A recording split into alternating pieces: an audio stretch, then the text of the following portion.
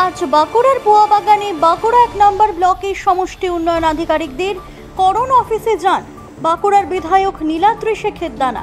তিনি দলীয় প্রতিনিধি দল নিয়ে এসআইআর চালুর প্রেক্ষিতে বিডিওকে মৌখিক ডেপুটেশন দেন। বিধায়ক 5টি গুরুত্বপূর্ণ দাবি তুলে ধরেন। ভুয়ো ভোটারদের নাম অবিলম্বে তালিকা থেকে বাদ দিতে হবে, কোনো বৈধ ভোটার যেন বাদ না পড়ে। রোহিঙ্গা ভোটারদের নাম মুছে ফেলতে হবে, মৃত ভোটারদের নাম বাদ দিতে হবে এবং একই ব্যক্তির একাধিক স্থানে নাম থাকা চলবে না। এই দাবিগুলি সংবলিত পোস্টার হাতে দলীয় কর্মীদের নিয়ে প্রসঙ্গত বাঁকুড়া বিধানসভা এলাকায় এর আগে একাধিক ভোটারের নাম সামনে এনেছে বিজেপি। তাতে দেখা গিয়েছে হিন্দু অধ্যুষিত গ্রাম যেখানে শুধুমাত্র হিন্দু সম্প্রদায়ের বাস, সে এলাকার ভোটার লিস্টে মুসলিম ভোটারের নাম। তাই নিয়ে শাসক দল তৃণমূলের বিরুদ্ধে তোপ দেখেছে বিজেপি নেতা নেত্রী থেকে বিধায়ক ও প্রাক্তন সাংসদ। ক্ষমতা হারিয়ে যাওয়ার ভয়ে সন্ত্রস্ত হয়ে গেছে। এরা বুঝতে পারছে, জনগণ আজকে বুঝে নিয়েছে যে কতটা এখানে জল মেশানো আছে ক্ষমতায় থাকার জন্য, কতটা ভোটার তালিকাতে রোহিঙ্গাদের ঠাঁই দেওয়া হয়েছে।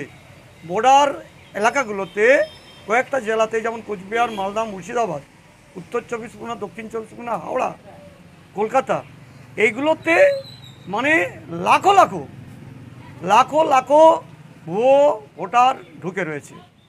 যাদেরকে সহযোগিতা করেছে ভোটার টপকে আসার জন্য, তাদেরকে সহযোগিতা করেছে, ভোটার বানিয়েছে, তাদেরকে সমস্ত সচিত্র পরিচয়পত্র তাদেরকে করে দেওয়া হয়েছে। এইগুলো যে সব বাদ পড়ে যাবে এবং আনুমানিক আমাদের 1 থেকে 1.5 কোটি যাচ্ছেই।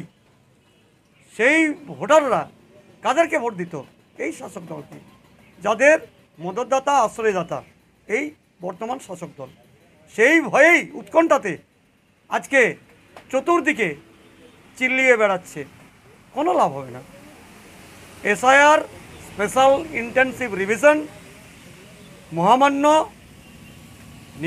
জাতীয় নির্বাচন কমিশনারের নির্দেশে এবং সম্মানীয় উচ্চতর আদালত থেকে শুরু করে সমস্ত কিছু তাদের নির্দেশে এগুলো হচ্ছে। সারা ভারতবর্ষব্যাপী প্রত্যেকটি রাজ্যে হবে, পশ্চিমবাংলায় পুঙ্খানুপুঙ্খ হবে।